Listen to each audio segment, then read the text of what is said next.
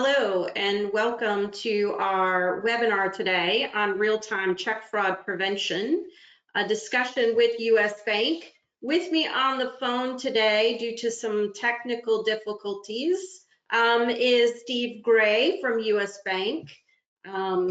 Steve, welcome.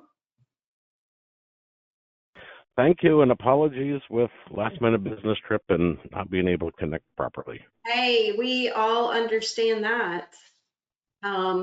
So I want to start with a little bit of an introduction to Steve and myself, and then we'll get started and talk about real-time, which is an exciting topic for me, especially as we look at where we're at in the capabilities and technology that's out there in the industry. So let me do a quick introduction for Steve. He is the SVP and Senior Fraud Manager responsible for the technology from a product ownership perspective at US Bank. He has over 30 years of experience in technology and risk, and the last 20 plus years actually have been focused around info security, fraud prevention roles. He has a wealth of knowledge and experience, and is currently responsible for a lot of the fraud mitigation technology tools around payments, around check fraud, and is a fantastic partner to Mitek and vice versa as we look at how to protect and prevent check fraud in the financial institutions as well as the industry. I am Carrie Cantley. I am Vice President of Digital Banking at Mitek. I'm just glad to have you join me, Steve, for this conversation around real time. Happy to be here. All right, so let's jump in and talk about the evolving problem of fraud and where we believe our challenges and opportunities are. So everybody knows, the last couple years, check fraud has continued to rise. And I want to talk a little bit about how big of an issue that is. And for the first time in probably 10 to 15 plus years, check fraud is one of the top reasons why financial institution executives are investing in check again. And the other area, of course, is around fraud as a whole. When we think about the implications in the environment where we're taking trillions of losses, whether those are around customer account takeover, synthetics, scams, as well as check fraud, it is a significant issue out there in the industry.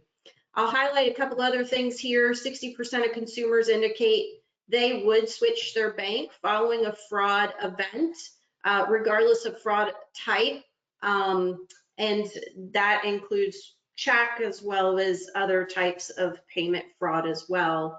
And so the problem around customer expectation is really why I think real-time has become such an important topic for today. Steve, you want to add anything on statistics or why we sit where we sit today in the year of 2025, talking continually about the evolving problem of fraud? So specific to check, what I'd say is just, a lot of people predicted checks were going to die after Check 21 passed. Obviously, that never happened. What we're really seeing, at least I can say from our perspective, is somewhere around mid-2022, check fraud, the old became new again, became quite a big issue, and it has stayed elevated ever since. Yeah, I think what's old is new again. I remember reading a paper recently from way back in the 1990s about the check fraud problem of the industry, and now here we are talking about it again. And just, for those that are with us on this webinar, if you have a question, please submit it. We'll go through those questions as we further discuss the topics around real time, but we want to hear from you all as well. And in order for us to do that, let's kind of start with a poll. So I'm going to submit a poll, and it is, what deposit channel is your biggest concern for check fraud in today's environment? Is it mobile? Is it ATM? Is it branch? Is it your RDC channels for business, small business, commercial? I know what I would say, probably if I was sitting in your shoes on where I believe that is from a deposit risk perspective, specifically around check fraud. We will see if I get it right. And then Steve, I'll let you weigh in as well, and we'll talk about that. So the poll's in progress. Sure. Now, and I'm anxiously waiting for those folks on the line with us today to vote. The poll numbers are coming in where I thought they probably would. I'll leave it open for a little bit longer, but we're hovering above 60% when it comes to mobile deposit. Steve, is that a surprise to you? So honestly, one of the things I looked at, looking at our data on raw dollars lost. So, and I'm going to set RDC aside, the business remote deposit, and look at the 3 retail channels. On raw dollars lost, I would rank them branch, mobile deposit, and ATM in terms of loss measured by basis points. That would actually be flipped. It would be ATM, mobile deposit, and branch. So for us, mobile deposit is actually right in the middle of either way of looking at it. Very interesting. So our attendees say that branch is about 20, they voted at 20%, 15% ATM, and a little bit about 4% RDC. That, you know, I have heard that branch is continuing to increase as people have gotten out and about. Some of those criminal rings are taking advantage of the network themselves being, you know, local, right? We should say that fraud is local. Sure. So branch is continuing to increase, you know, over time. It's interesting though, when you think about mobile deposit, the risk, right? Because it is, right, every customer has access to do that. I think that's why it always tops the charts. We came in at 63% mobile deposit, 15% ATM, 18% branch, and 4% RDC. So okay. We're here to talk about. Carrie, if I could real quick though, yeah. To the question of branch, some people seeing branch going up. Earlier, when we look at just fraud trends overall for the industry, scams are, I mean, we all know scams are a huge problem. What we're starting to see is scammers involving regular customers, and so starting to see ATM, especially branch, starting to see those go back up could very well be because you're getting regular customers recruited. You no longer have to worry about a bad guy doing an account takeover and doing a mobile deposit from, you know, Russia. If they're actually enticing your customers, getting your customers involved in the scheme, then you would expect they may start showing up at the branch. Yeah, that's point. A great point. We do see that on the scam front where they interact, whether that's a connection through a mobile device or an interaction of email, and then some kind of check is presented or requested from that person to say, please, can you cash this check for me and Zelle me the funds? Can you deposit this check, AKA through ATM or mobile, right? Or even in branch and Zelle or do some kind of faster payment of the funds or partial, right? There's all kinds of different schemes that are out there. If you deposit this check, you can split the profits of the check with me. It's legit, you know, per se. So all of those then fall into, well, what do you do when you're trying to address fraud detection across all the channels? And why is it so important to now start thinking about real time? When you think about protecting the customer experience, right? Real time is a direction that we all should consider. From your point of view, Steve, why is real time so important? A couple of different reasons. One, just customer expectation. I mean, we know, like you had mentioned, Zell's instant payments. the industry is rolling out FedNow, is rolling out RTP. People are used to online banking. They're used to just having everything right now. And so when it comes to making a deposit, they actually want to know if we are going to pledge or hold the funds, they want to know that right then and there. And so by moving all of your fraud interdiction into real time, into the front end, you can actually make those decisions in real time. I mean, everybody here, I'm sure, knows Reg CC mandates you send a snail mail letter out, but realistically, that was written in 1970 something. It doesn't work in today's world. We can send text messages out if we're going to do things like that, but having the ability right there on the screen or right there through the teller to tell a customer, thanks for your deposit, but here's what we're going to do with it, is really quite valuable. Other big topic is from Reg CC availability. Obviously, if all of your fraud is being done in batch mode after the fact, if it's a fraudulent deposit, they're going to get access to the 25, soon to be 275, I believe. They're going to get access to those funds.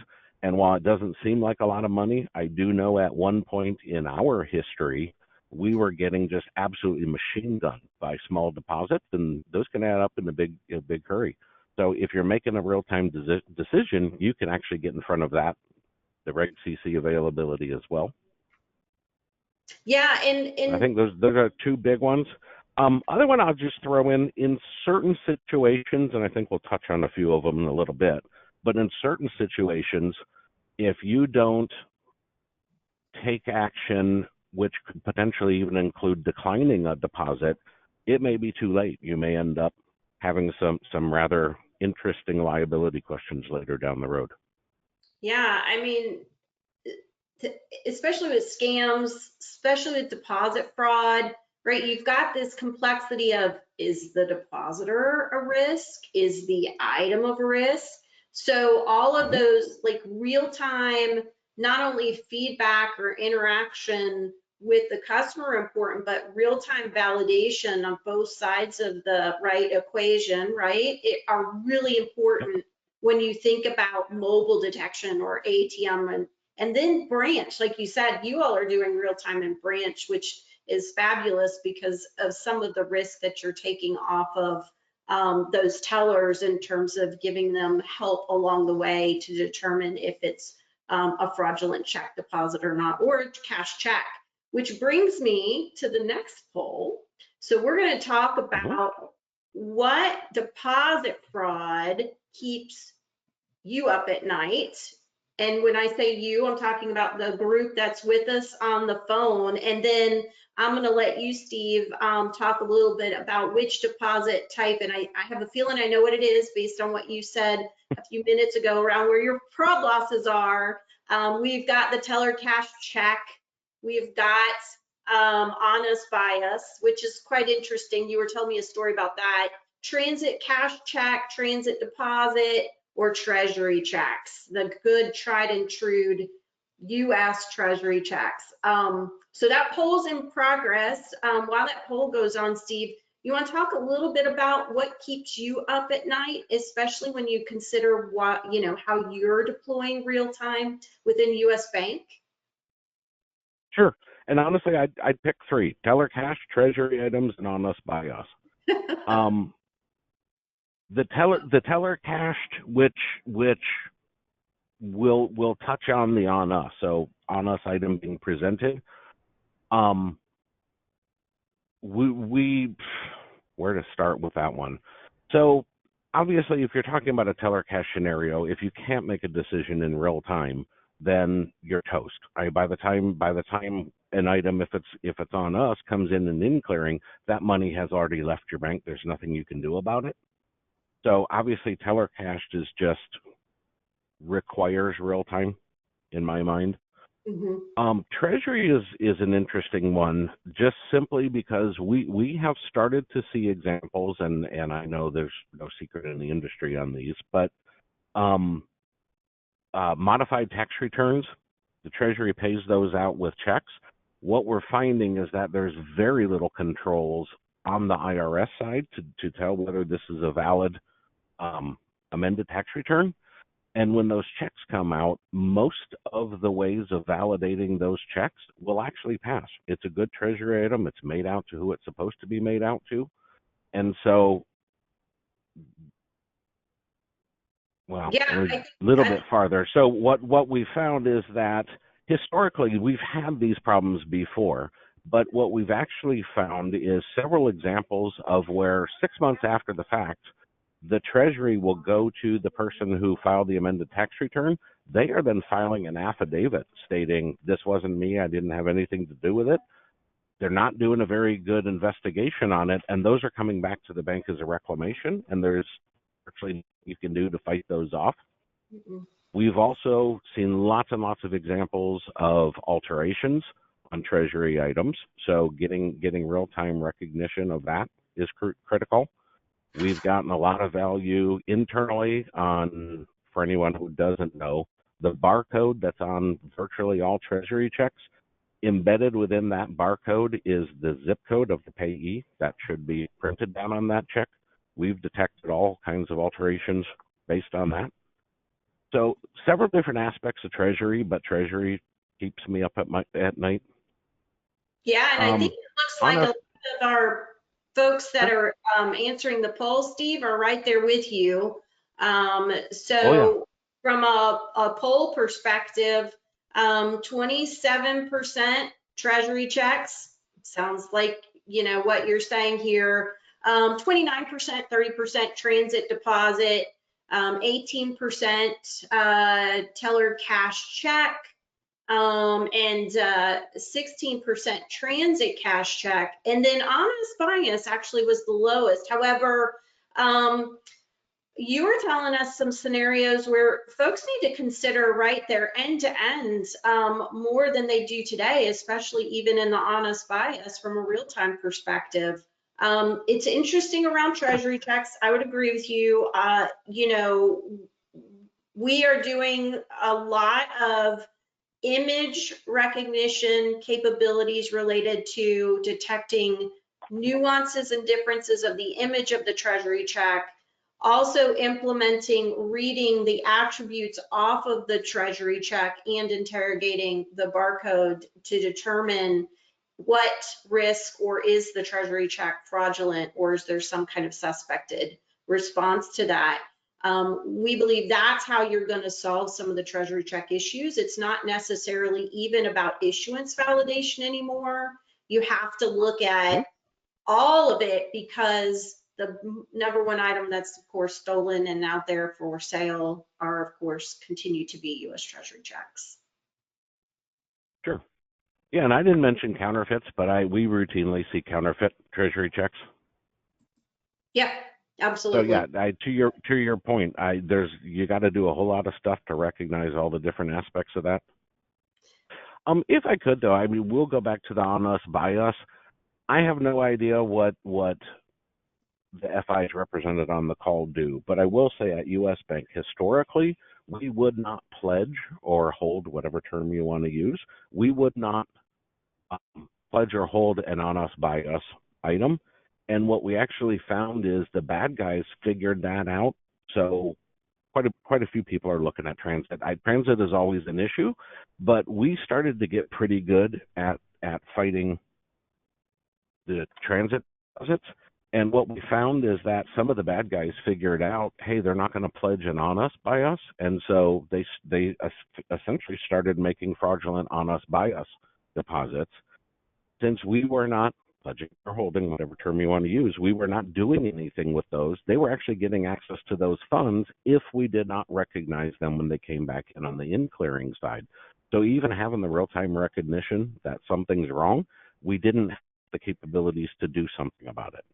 So essentially, we introduced that capability, and it's been quite successful. But it's one for any FI that doesn't have the ability to put a pledge or a hold on an on us, by us item.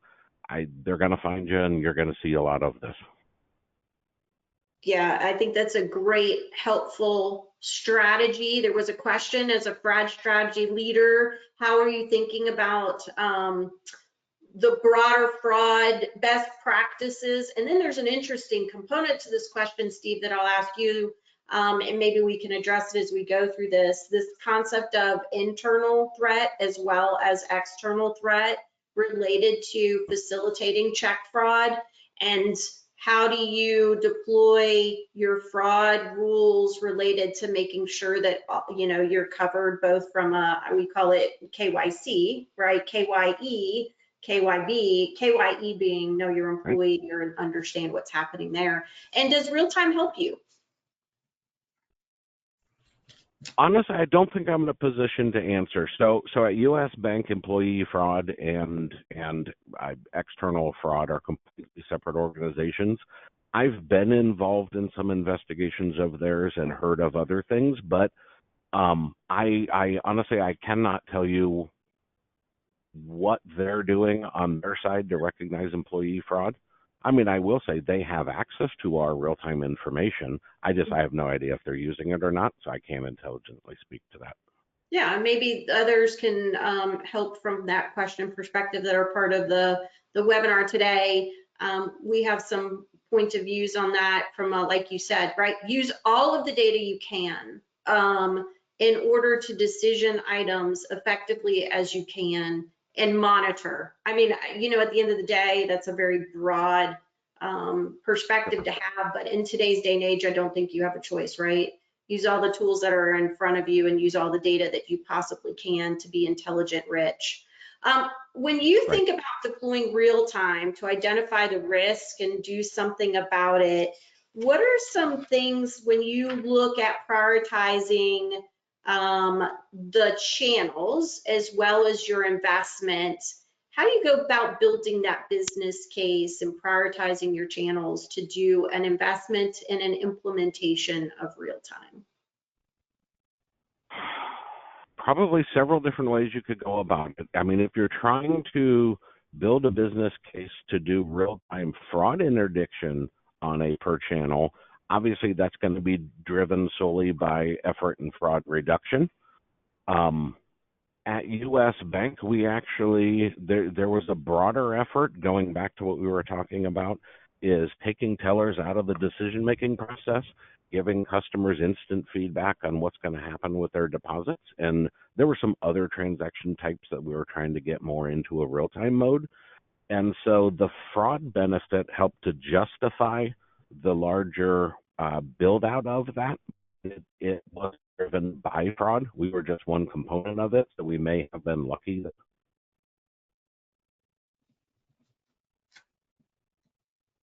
But if we did have to drive it straight from fraud, I think what I'd probably be going back to what I had said with the big concern, with measuring it at U.S. Bank, I'd be targeting the channels where the fraud is at, and that I had a reasonable expectation of integration. And so what I'm saying there is, for a lot of banks, branch is just a very old legacy platform, and integrating something real time may actually be a huge lift and take forever and cost way too much money. ATM, I would think, would be less so. Mobile check deposit, which was, I think you said it was 60% of the respondents. Since those are typically newer platforms, they are obviously digital from beginning to end. Integrating real-time fraud on the mobile check deposit, I would have to think would be the easiest. And if similar to us, it's well up there in the loss category, you could probably build a business case there. The one I will say, though, as caution is that typical in fraud, it's whack-a-mole. So if you built real-time fraud interdiction on mobile check deposit, don't be surprised if all of a sudden your attack rate goes down there and it shoots up at the ATM or branch. Yeah, absolutely. That's why it's so important to have like a holistic approach for sure, because it does, fraud is a whack-a-mole game. They move to the weakest part of the process or the weakest channel or the weakest bank, right? When you think about the whole ecosystem of the financial industry, when you think about transit, consortium models is probably a really important component of that, because we like to say it's a we problem, not a me problem. and you can only be as Hmm. good as the information that you have, and no financial institution probably has 100% view of every DDA and every check in the country. So consortium's probably a big part of that business case as well, in order to solve the gaps for what you can't solve yourself, I would think. 100%. Whether it's Mitek solutions or some other industry solutions for related to check fraud, deposit fraud. To your point, nobody has visibility into everything, and so having that consortium level view, one of the things we're really starting over on, going back to scams, we're finding is that if I get tricked out of sending a wire payment to buy a puppy from Idaho, from a fraud perspective, the computers I use, the devices, the phone, the whatever, the ISP I'm coming from, the IP addresses, the device type, everything is going to look normal. The only thing that's going to be a standout is the fact that this is a new payee and potentially for an uncommon amount.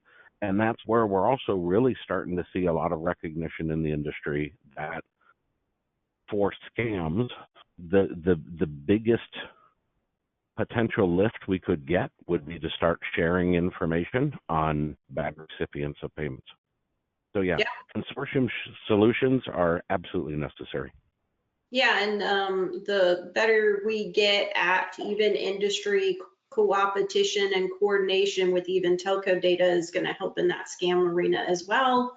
Mitek is looking at that as well when we think about our consortium. So I would recommend, if you are partnering with somebody from a technology perspective, that you consider, how do I use all of that data? Because scams is like you said, it's around the edges where you find the risky signals that are going to detect you have a customer that may be at risk for scam. Let's do another poll. And this one is about investment priorities. And these are some good questions, but also some kind of interesting ones as well in terms of your ability to answer. So what are you or where are you investing in 2025 from a priority perspective for check fraud specifically? And I've got a couple options here, and I'm going to read them out. Updating what I have currently have with some small investment. Do nothing, because checks are going away. We've been saying that for 25, 30 plus years.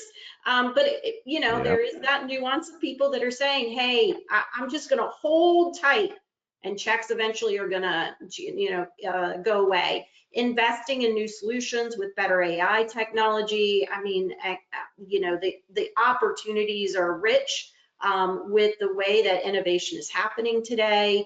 And enhancing customer communication. And this is one, it could be I'm doing a lot of these things, right? I'm investing and enhancing, like you said, getting the customer engaged is almost a no-brainer these days when they're so used to that engagement on credit card. It's probably a really important part of fighting fraud these days is engagement from the customer. Help them help you validate and confirm check or payee or dollar amount, whatever it is that makes the right risk appetite and communication approach for your bank. So the poll question is out there. While we get the answers, you want to talk to us a little bit about investment priorities and what your focus from a U.S. bank perspective. Of course, real time is one of those. That's why we're here today, to talk about how important it is. And now from a tech investment perspective, like you said, the newer technology integrations can be done, mobile real time, mobile ATM real time, branch real time. Want to talk a little bit about what U.S. Bank is doing there? Sure. But what I will say is understand we have already made pretty big investments few years. So I would probably lean more towards is let's make use of what we have very recently put in place. To me, one thread to pull on though is the customer communications. We've had conversations, we've had some efforts on to where you're saying getting customers involved in decision making, but that's where things get, let's just say, interesting. For one, we do know that from from the scam perspective, one of the primary methods that, or primary ways a scam will start is by a supposed risk-related message coming to you from your bank. Mm-hmm. If you answer it, scammers know it's a good number, and off to the races they go. So there's potential issues there. We have looked at more and more mobile banking apps. Could we communicate through customers through the mobile banking app? Doing that, they can trust it really is us. That's, we don't have to worry about SMS originators.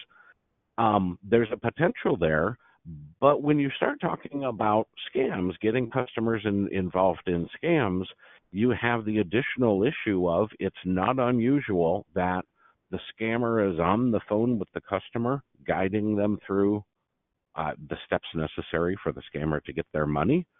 And so even if we were to engage whatever form of communication, you still run the risk of the scammer just essentially telling the customer, okay, our system may actually tell you send this message to you. You just need to say yes. And so from a scam perspective, I don't know as though engaging the customer right there in line is going to do us a heck of a lot of good. It's really more in account takeover, in clearing, counterfeit decisioning, in use cases like that. Yes, there's huge benefit of getting the customer involved. Yeah, that's a great information to share. So let's talk about the answers to the poll. And I think you hit on a couple of those areas that I'm seeing in the results of the poll. So 65% say they're investing in new solutions with better AI technologies. So doing some upgrades, that's really important, especially with the total dollar losses that are coming in and the activities around fraud as a whole. 18% say they're updating what they currently have with some small investments. 14% said they're enhancing customer communication, and 3% say they're doing nothing, checks are going away. So I think some people did that just so we can have some percentages. Just for fun? Hey, fair enough. Stance, and I'm sticking to it. Checks are going to go away. A hope and a prayer. So, that leads us to the next topic, which really is around the customer and protecting the customer experience. You brought out some really highlights around considerations, especially when you're doing fraud detection real time, that you want to think about. So your customers, of course, are expecting check or any payment type, I think, today to work more like credit card, which is you're protecting me now. If I have an issue, you're going to resolve it, or it's never going to happen, or I'm isolated and protected from that. We all know, like you said, check is different. Every payment type has different laws and rules. Some of those things need to be taken into account. But if you move the process more before posting into real time, you have a better opportunity to insulate that customer, isolate the fraud, and adjust, right?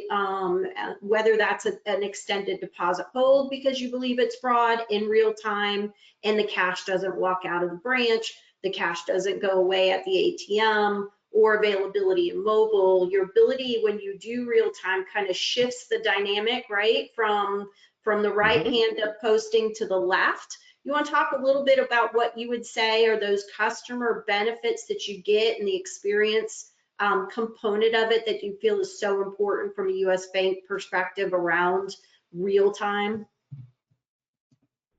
To me, I would just reiterate, it opens up possibilities. So essentially, again, from the customer experience perspective, being able to tell them the vast majority of the time what they want to know, my deposit's good, or you think my deposit might not be good, you're going to place a pledge on an item. You'd be surprised at how much that increases customer experience. One of the other things that we had in mind when we rolled this out is by trying to take decisioning out of the teller's hands, because if you really look at a lot of check fraud now with counterfeits, even some alterations, forgeries, it is virtually impossible for a human to know for sure if one of these things is happening. We have some people within our fraud team that have decades of experience, and even they will struggle to say, yes, this is a counterfeit, because they're just getting that good. And so one of our goals was to take the tellers out of the decision-making process. Knock-on benefits from that is you potentially could need fewer tellers in certain branches, so you know, business benefit there. Allegations of bias, you don't, or however we define me, that's why you gave me that pledge. We totally take that off the table. And then again, from the fraud perspective, there are certain items, if you don't reject out front, you may have liability long term. And even aside from that, the Reg CC availability, if you are not operating in real time, you can address that. That money will be gone long before the item comes back in batch mode. So Yeah. there's to me, there's advantages across the board to doing Yeah, real that time. makes a lot of sense, right? I mean, the things that we do, and, I say we as a retired long-term veteran of the banking industry, is to make sure that our customers' financial, right, experience is well protected. And in order to do Right. that, it's multi-layered, right? So you want to make sure that you're doing everything you can to have that customer experience as well as their financial value that they trust you to take care of on a daily basis. Both of those things, are protected.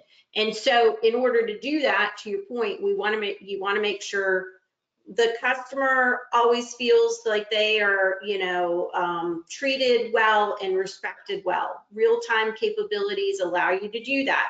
They also want you to protect their money, right? They feel that they've entrusted you with their financial well-being. And in order to do that, you have to have the right fraud solutions. It's no longer, one employee or a person in a back office that can make these decisions. The fraud's getting way too good. And like you said, the customer experience is so important. And your expectations from your customers is availability, right? I've got to be able to have my money when I need it. So all of those things are really important to factor in and layer into your fraud solution, and real time is a component of that. Determining what channel, like you said, is most important to you on how you roll this out has to do with customer experience, technology capability, enablement, and ease of use. And I think those are the things I think you keep hitting on. And it sounds like for US Bank, making sure that all of the channels are protected, especially in real time, are really important. Yeah, and that was just my comment with mobile check deposit is probably the easiest for most financial institutions to integrate, because it's pure digital in real time from start to finish. But again, once you get it in there and protect it there, most likely to the whack-a-mole, they're going to move to ATM or branch. And so if you really do need to have a plan, teller cash from deposit to have all of your channels covered. So let's talk a little bit about best practices and developing that holistic approach. We've been kind of hinting around and talking about it through the whole webinar, but really, can you talk a little bit about what your best practices are when it comes to things like business rules and leverage of AI and machine learning, and like you said, making sure that you're taking some of these decisions off of employees and applying the right technology tools to it. So can you give the folks that are with us on the webinar some insights into what you would say are some really solid best practices around creating this holistic real-time approach? So probably number one, you're going to have buy-in from all the various parties. So for us, lots of conversations with the people responsible for the front end, whether that's a digital team for MCD or the branch banking people.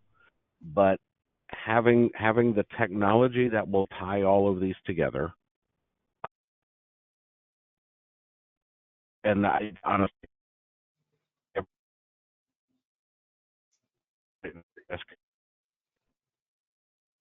separate organizations, and we have been able to do some by building this holistic approach that we did where all the items are coming in real time without spilling too many beans. Yeah, you broke up just a little bit there, Steve, in some of your answers. I think, So, when you think about technology, I'm assuming, right, like you said, everybody has to be on board with the approach. Risk and compliance, your customer experience team, your fraud organization, your technology team. Business rules have to be nimble as well, right? Because like you said, fraud mhm. changes. And so leveraging really strong data and analytics is another component I think that's really important when you think about a holistic approach. Um, Consortium data, we talked about all types of data, right? It can't just be image by itself. It has to be recognition of the transaction. I want you as a consumer, right, that has a banking relationship, I want you to know me. I want you to know when my transactions are in behavior and out of behavior. And so those are really important things to me as a consumer. How do you deal with all that and make sure from a best practice perspective that you're keeping all of that balanced in today's environment and real time on top of it? So again, I'll say we're fairly lucky over on our side. We have over the past several years, we have been able to build one large fraud solution that is looking at customers from a DDA perspective, is looking at customers holistically. So one of the examples you had used earlier is bad deposit in and a Zelle payment out.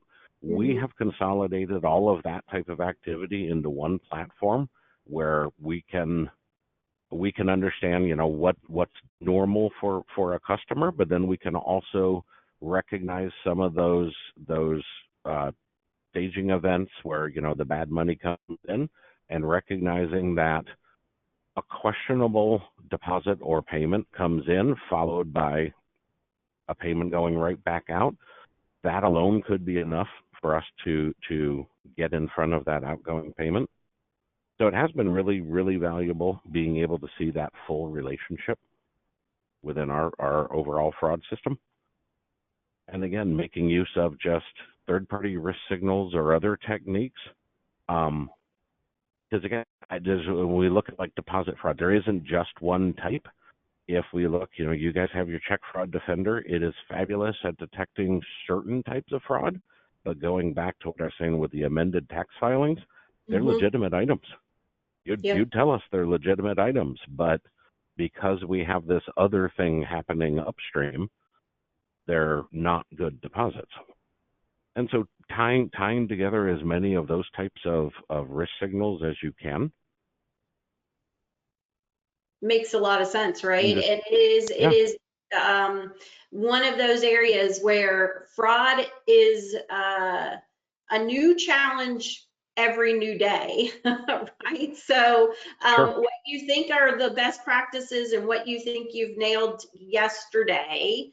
We talked about counterfeit and altered. We talked about sophisticated ways that, even creating checks, and, you can watch YouTube videos on the latest and greatest, or swarming of, a gap in an availability or whatever those things, like it changes every day, which is why it's so important to have nimble, agile tools that can move with, right, at the pace of fraud, which is always a challenge, right? Because you're balancing controls and risk and compliance where your fraudster is out there prototyping and seeing what works, and then telling all their friends as well along the way, which is, I think, another valuable proposition of real time, right? If you're partnering and you're working in a consortium, or you're doing real time, your ability to be nimble, right, versus after the fact, allows you Mhm. hopefully to detect more fraud quickly and react to it quicker from that perspective. We do have one. Sure. Well, to me, yeah. Oh, go ahead. Go ahead, Steve. Oh, no, I was just going to say, to me, building the getting really sophisticated tools, AI models, third-party risk sources.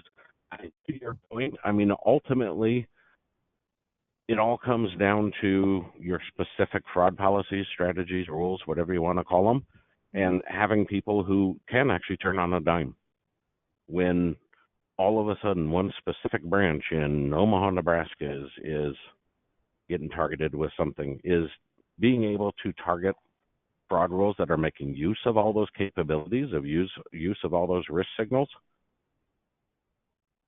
So for all the talk we have about AI and all of that, fraud rules are where the rubber meets the road, and so being able to make very quick, intelligent choices, changes on those is very, very important. Yeah. So there was a treasury check question, and I'll ask you this question, Steve. One of the questions was on the topic of treasury. Have you, or has anyone, I guess this question was out there to even those participants of the webinar, had success or are using the treasury check API, the early return notification, pay name information to combat some of that treasury check fraud? I know there's a couple APIs out there that are available now. It is something we're looking to integrate for our consortium users. Are you using that API and having success there with treasury checks? Not yet. In fact, I sat on set. If you want to keep that. No, and honestly, we are looking at adopting TCVS. We're also exploring getting it through third parties.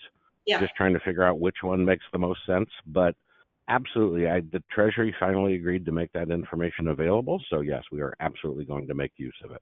Yeah, I think it makes sense, right? You want to use as much data as you can in a consolidated fashion, whether that's through a partner who's doing that integration for you and giving you as much of a holistic approach as they can, and then you're filling in the rest of that to make a decision on your customer.